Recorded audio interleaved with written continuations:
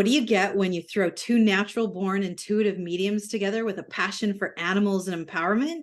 Spirits, angels, and guides. Oh my. I'm empowerment medium Tara Diana. And I am intuitive medium Nancy Brady. Together, we focus on the good, The bad, and the ugly of working with the spirit realm. but mostly we're focusing on the good. Hey everyone, welcome back to our little podcast, Spirits, Angels, and Guides. Oh my. I am Nancy Christine Brady. I am a medium and animal communicator, and I do this podcast with the lovely Tara Diana. If you are joining us for the first time, welcome, friends. Give us a click, give us a like, give us a love. It's how it gets us to the top of that podcast. If you are returning, hello. Welcome to the table. We have a treat for you today. We have Barbara with us. And Tara is going to tell you a little bit about this amazing woman who's joining us tonight. I cannot tell you how excited I am about this. I almost want to jump right into the whole what are we going to be talking about? But I'm going to introduce Barbara. Barbara With is an international peace activist, award-winning author, publisher, psychic channel, composer, and performer, workshop facilitator, and inspirational speaker. She is the co-founder of Conflict Revolution, a revolutionary way to resolve conflicts of the psyche based on her work channeling. Here we go. This is where I'm like, yes, Albert Einstein. She has authored 6 books on the metaphysics, and we will have all that information for you guys at the end of the podcast. I'm not going to list them, but Barbara, this is exciting. Let's talk all things channeling. Let's do it. Thank you, Gal, so much for having me on. I'm so excited. Yay. We are too. All right. Okay, Where do you want to start? I want to start. Let me. She's been vibrating in her chair to start. I have been. I was like, hey, you know what, Nan, honestly, Barbara, channeling is something that a lot of people don't really fully understand the connection. As a trance medium myself, as an evidential medium, it's always, I'm just the vessel. I just allow things to happen and move through me. Now, the super cool thing, Barbara, is that you are channeling a being, a spirit, if you will, please, that has walked the earth in a very substantial way. People can lay claim to Einstein for sure. And tell us, please, darling, how you came about channeling Albert Einstein. Well, it's a little bit of a convoluted story, but I'll lead us quickly through it because I did not start out wanting to be a spiritual medium or expecting to. I was a musician, very young age. I started playing piano when I was 4 or 5, and I started writing music when I was about 12 or 13. And so the process, if you're talking about understanding what channeling is, for me, being a 13-year-old, and probably because of the trauma that I was going through in my life, I was driven to go into, it felt like going into outer space and listening for the song.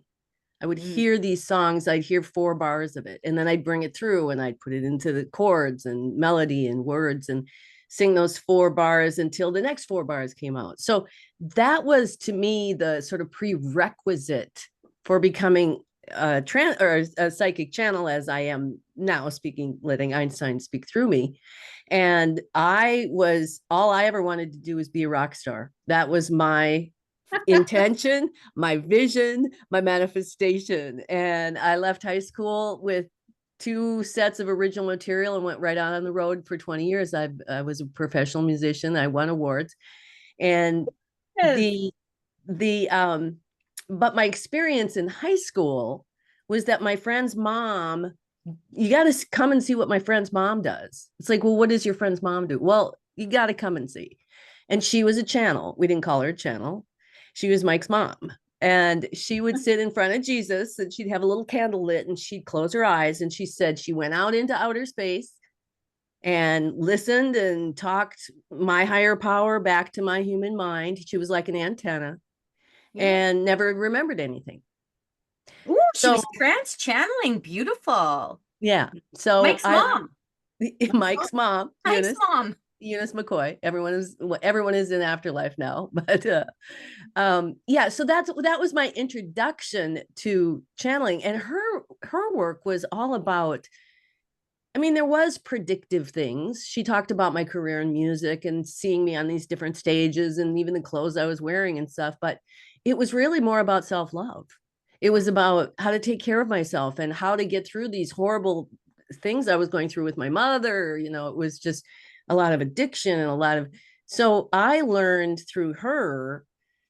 She would give us a reading, give me a reading. And back then we didn't have recording devices, so you had to bring somebody to write. And I would write down what I thought it meant. And then I would go through life, however much time had to pass until I could see what it really meant. Right. And that way I started to study, well, what is this thing? What is, because I think it says one thing. And when you give a reading, you think you hear something. And if you tape it, you go back and go, well, I don't know quite they said it that way. But Yeah.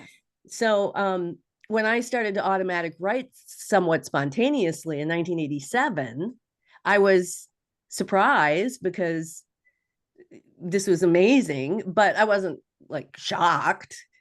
And when I asked that, I was writing, I was typing, I was like, well, who are you? And they said, we're sound. And I Cool. thought, I can dig that. I'm heavy into music. We're going for the rock star, sure, sound. And but what they said, they started to say these things like, when you make judgments, like a lens of a camera or your eye, it closes down onto the scene. So all you see is a very small part of a whole picture. For real. And so I started to do readings just because it was so fascinating. And in 93, I wanted to do groups. What would happen if we got a group of people together? And in my life come Teresa McMillan and Kimberly Phelps, and they were best friends, and they came for readings and then started to sort of tag me around town. I was playing music and they'd show up at my gigs and we talk. And pretty soon it was like, oh, here's my group. And they had sent all their friends. And so we had our first group in December of 1993. And that was the beginning of everything that has transpired, conflict revolution, getting to Einstein, revolved out of those groups. But when they asked, who are you? They said, you can call us angels. Right. And I was skeptical. Ooh. I mean, I had been an antenna. What? Angels? What does It's that mean? interesting that you say that because I find, Tara is definitely the channel here, but the limited capacity that I've done it, I have had people come to me and say, we are called the one. But I find it so cool. You were into music and it was music that came through for you, and possibly your friends were into angels. And so we are angels. So they're identifying with whoever we need them to be in a safe place to deliver the message. Yes. And what these angels told us quite right out in front, they said, we have this revolutionary theory about how we think humans can resolve conflict first within themselves as and the byproduct will be world peace. And we need to test it on real life conflicts.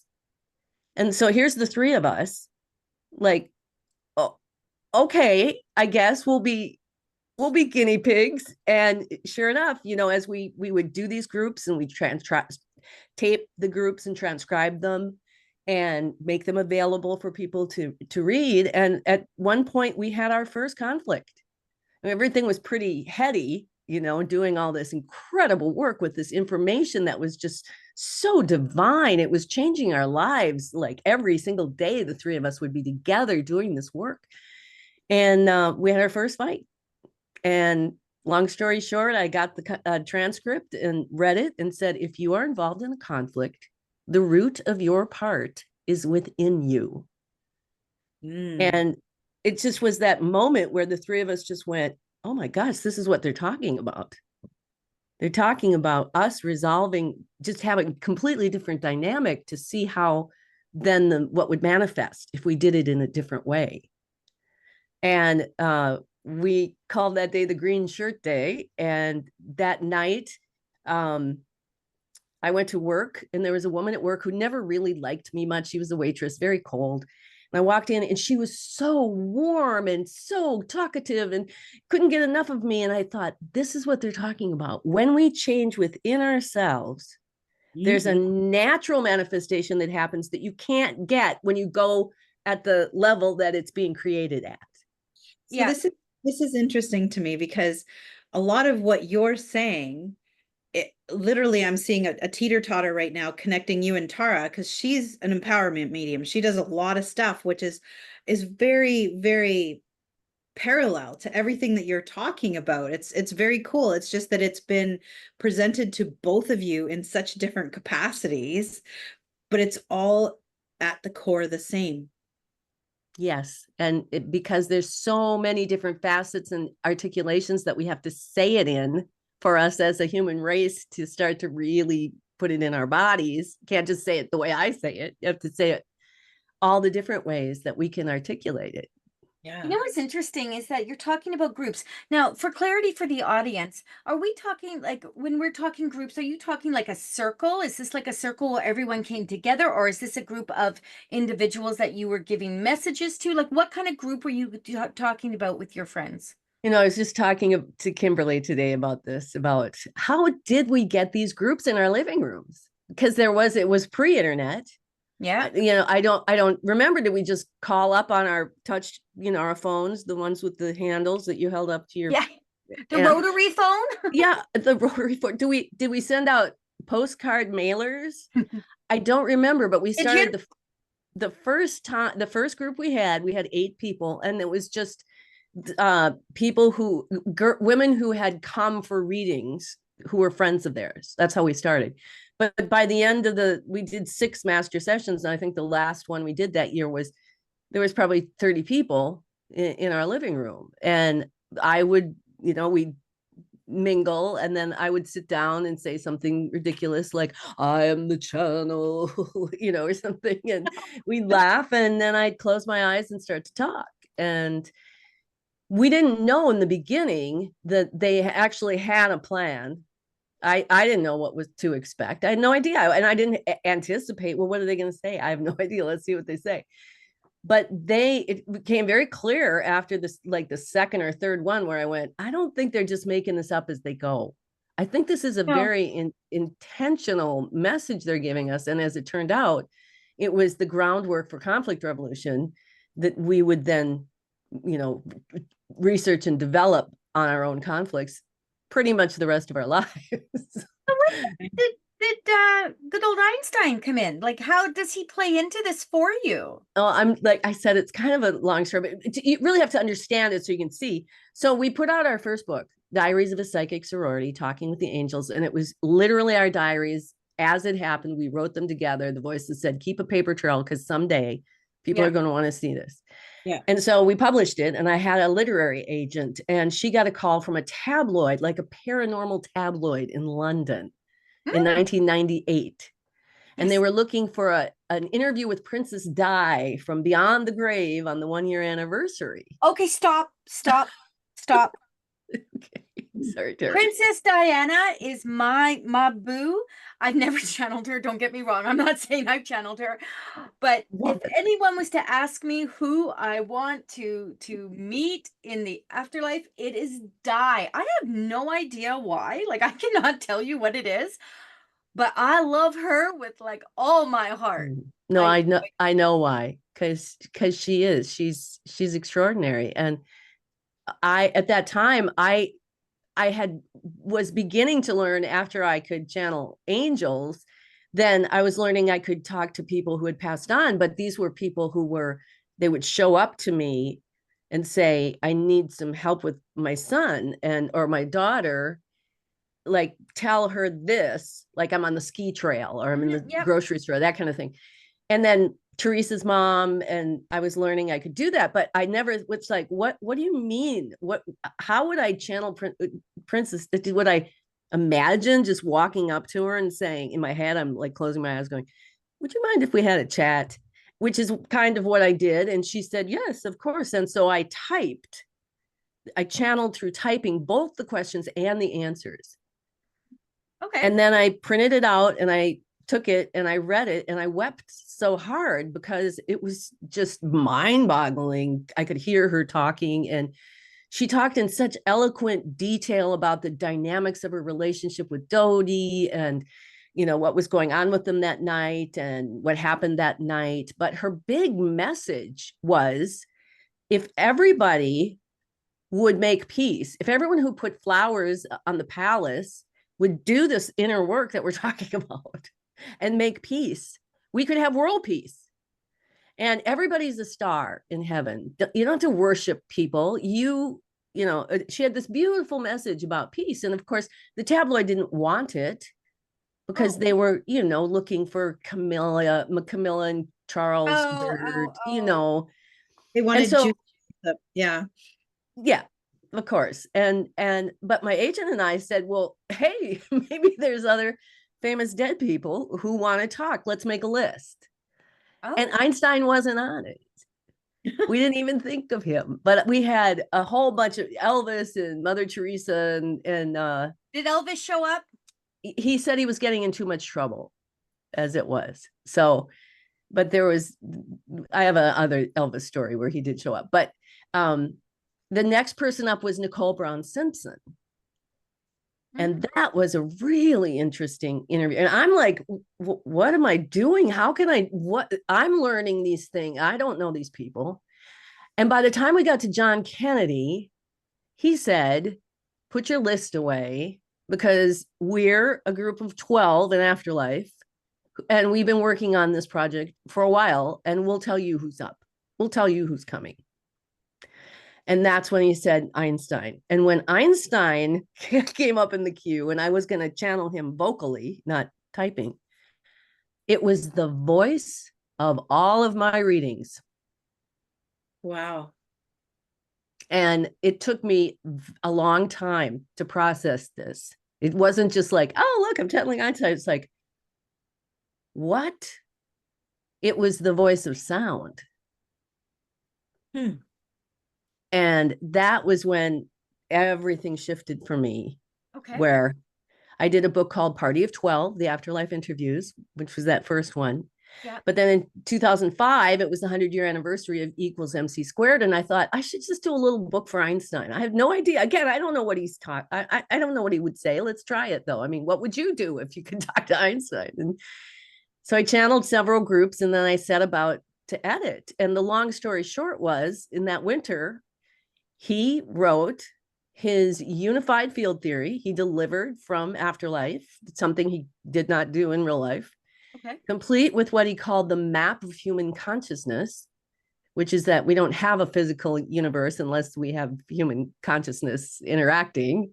Okay. And he gave us a scientific, quantifiable definition of compassion with a capital C as the fifth fundamental force of the universe. And this work was also mind-blowing to me and taxing because what he said was the source of everything is in the center of the planet. And it operates like a black hole. And this is 2005. I feel like this is so far over my head. I'm sitting here and I'm listening and I'm like, I just talked to dead people and I channel higher vibrational beings. What in God's good name? I would not know what to, you know what? Barbara, I'm going to say this. When I channel, I trust spirit wholeheartedly. I'm not a part of it. I generally don't remember if I'm trance channeling. I generally don't remember anything of what I'm trance channeling. That might be the only way I would ever be able to take down any kind of equations or anything that's scientific, because my poor human brain would be going, sweet goddess, you failed science 8. What are you doing? I just posted my high school report card where I got a D in physics on the, yeah, I know, it's exactly right. And now it wasn't math because I drew the line there. It's like, I'm not doing math. Stop.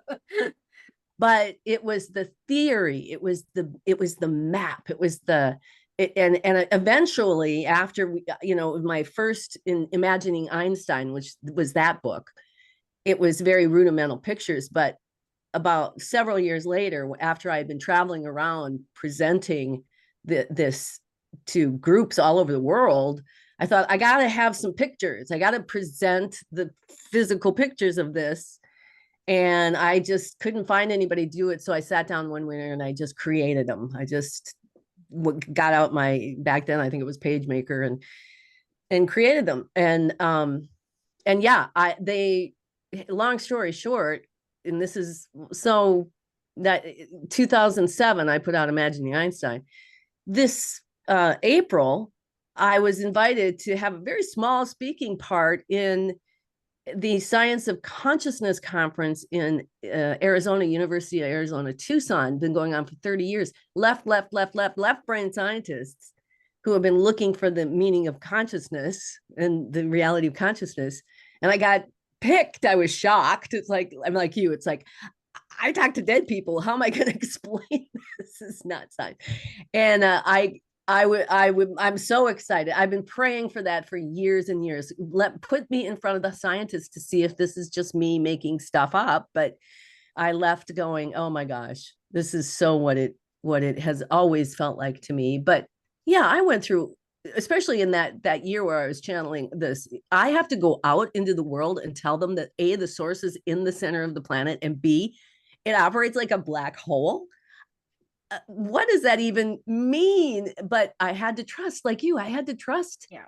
It, That's the it's best way taken to me. do it, baby, is to just be able to say, I don't have to understand it. And I think that's the key in even giving messages from evidential, from loved ones that passed over. I think the key in being a good conduit for spirit is simply this: trust the process, give the message. You are just the vessel. If they need anything more from you than that, they may be out of luck. But if you, in your humanness, can legitimately just be like, hey, baby, I'm open to this. Use me. Don't abuse me. Just use me, and let it come through me, then we are hitting all the marks. Because if I need to understand everything, oh, Lord have mercy, we would be having, I'd be doing nothing but trying to figure out other people's information, Exactly. right? Yep. If I can just give it without my ego involved in any way, shape, or form, then I am that perfect conduit. And literally, that perfect conduit is learning to trust what you're given. Whether they 100%. take it or not is up to them. It's not up to me. I love the fact, though, if I can just say this, I love the fact, one, that you channeled die, but two, that when you were giving the information, that you got an opportunity to stand on a platform that meant something to you, right? Going to that university, being invited, not just going there and like saying, hey, hello, I channel Einstein, let me come and talk to you for a minute. But they saw the relevancy in what you were receiving. They may not have understood it. Their intentions may have been a little bit offside when they brought you in. Maybe they had no intention, they had no idea what to do with you. But the point is, you got to have that platform, you got that moment that solidified the work that you were doing. That's got to be empowering. It was very empowering because it's been a long time of me wanting to bring it to scientific minds. And of course, I've had amateur scientists and amateur physicists and people who know more than me about those things commenting and supporting it from seeing it. But the idea that scientists who have been looking for the nature of consciousness for 30 years. This was their 30-year anniversary, and they started out all scientists. And as they discovered and went along, then came the Rumi poets, then came the meditators, then came Deepak Chopra was there this year. And I got to put my book in his hands, which was another mind-blowing manifestation. But yeah, it really sent me into knowing that. And you know how it is. It's like either you're a freak or you're a genius. And sometimes for years you're just freakish and people like are what? And then suddenly it's like, oh my gosh, you're kind of a genius. So it was like, I'm not a freak now. I've moved over into the other side. You most definitely do not carry any freak vibes, my friend. No freak vibes here. But I understand what you're saying. Yeah. I feel that. I know that there are a lot of skeptics out there, a lot. And I'm going to say this, and Nan's heard me say it over and over. I've done this work for 25 plus years now as a professional medium. I went from being an evidential medium to incorporating exactly the kind of work that you guys are doing, empowering. And they actually said to me, you are not just a medium, you are an empowerment medium. Bring people to the table so that they can see that they are important, because that's it. We're taught we're not important. So we had to remind people. But all of this work really comes from that place of wanting to ascend. Spirit wants us to grow. Albert Einstein is saying, stop looking up there and look down here, people. Come on, take a peek. Because why are you looking up? right? Why is that? Why do we go there? Because that's what we've been taught, right? Everything is up. Source has to be up. What is source? We don't, Albert Einstein, tell us what source is one day. You know what I'm saying? I just feel that you have really got a beautiful modality, being able to accept that Einstein is working through you and with you, and providing still substance for us here on the human realm. I love that for you. Yes. And when I was introduced in 1998, it took me until 2001. Actually, it was after 9/11, after the towers came down, and I thought, I have this body of work, and I have this book, Party of 12, the Afterlife Interviews, where it's 12 famous dead people who are working for world peace, people that we've known, people that we knew, Princess Di and Sigmund Freud and Anwar Sadat and Jesus of Nazareth. And I'm gonna be afraid to say, yeah, I talked to Einstein. I have to come out of the closet. And so that's when I started actually standing up and saying they weren't angels. And I think it's a combination, quite frankly, because the information is so divine. It's just so divine, but it's so brilliant. So it's the combination. That's what Synergy Alliance is, our publishing company, and Synergy is the regeneration through human will and divine grace. So it kind of all makes sense. Does make sense. I love this. This was absolutely fantastic. It was. I'm fantastic. Just sitting here going, I gotta go buy all the books now. I know. I was just thinking 12 something. Luckily I have her bio right here, and that says I can go and pick them up. Nan. All right. So this is the time of the podcast where we ask you some questions. Barbara, in your development journey, what was the best piece of advice that you got? And second half of the question, for all of our listeners, because a lot of them are developing in whatever capacity that are listening to us, what would be your best piece of advice? Good questions. Okay, so I think the best piece of advice that I got was in building the maps with Einstein, and he was building this. He calls them the 3 human dimensions, and these are the dimensions that we work with: emotion, intuition, and intellect. And really, the most transformative information came from understanding not just what each function is, but that within the heart of all of this operating system is intuition. And everybody has it, just like everybody's got heart or kidneys. And that even if we don't know quite how to use it, or that it's there always, it's a part of who we cannot function without it.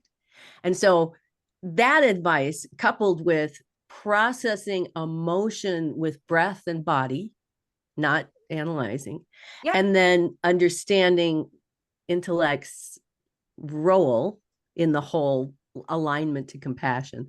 I think that was really the most profound information. I guess you may not call it advice, but it really, it really was a structure that has completely changed my life. Nice. Love it.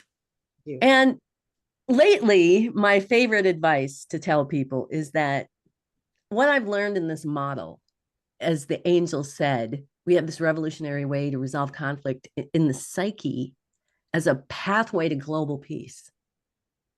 So never underestimate how important it is to do our work. It's our contribution to global peace. we can do all those things. We can go out there. I travel around the world and I talk and I do whatever. But my true contribution to global peace is making sure that I am aligned to compassion, that I'm living in self-love, that I am not victimizing myself, that I am in control of what is mine to be in control of, and completely understand that your domain is not my responsibility. And that's hard. Amen. That is so hard, but that is the work of the hour. And I really, really encourage people to understand that correlation, because when you're in the deep of it, Mm-hmm. it's the hardest work you can do. And you're one, even to this day, everything I know, I'm like, oh, I don't think I can do this anymore. I was like, no, this is my contribution to world peace. I'm going to do it. I'm going to get my energy clear. Love it. Love it. Okay, baby, here is the question that I absolutely adore giving to people, because this to me is it's so interesting. So let's see. Barbara, if you could have spiritual tea with anyone, who would it be and why? That's such an interesting question for me, because I have. No, I was thinking that, like, who the hell is she gonna say? I think that I probably wouldn't have said Einstein until I had talked to him myself. But I think right now, the person that I want to have spiritual tea with is Tesla.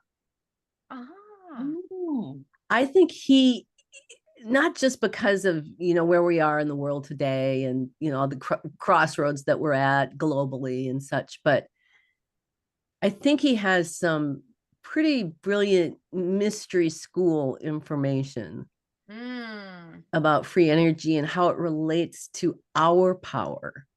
Like, not, I think he would say, and I'm going to channel him, but I think he would say, because people talk about a little free energy box or some sort of thing. It's like, no, we're the free energy.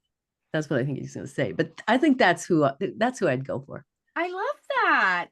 Me I too. love that. Let him give us a little bit of something that can help us move out and expand into that beautiful energy that is world peace. I don't know how soon that's coming to the table, because everything I'm getting is we still got to teach everyone to dive in and invest in themselves in the love and light. And until we can do that, everything's a little bit at our fingertips.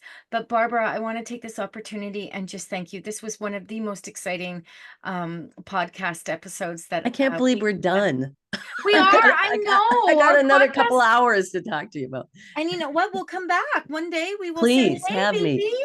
we need to hear some more. Come on back." Oh, good. Welcome back at any time. This has absolutely been amazing. Such a pleasure to meet you, for sure. Tara, do you want to wrap it up? I want to say again, Barbara, that my heart is just so full today. So thank you so much, Nan. I love you to the moon and back. To the audience, you know how to find us, babies. Go and give us those 5 stars. Give us a review. Let us get out there so we can contribute our energy to the world peace. The idea of harmony amongst all things is something that we all hold very strong in our heart. Make sure that you are really going to check out Barbara and all her books and everything. She has a list of them, babies. Go and check them out. Make sure you're following Nan and I, and we will see you next time.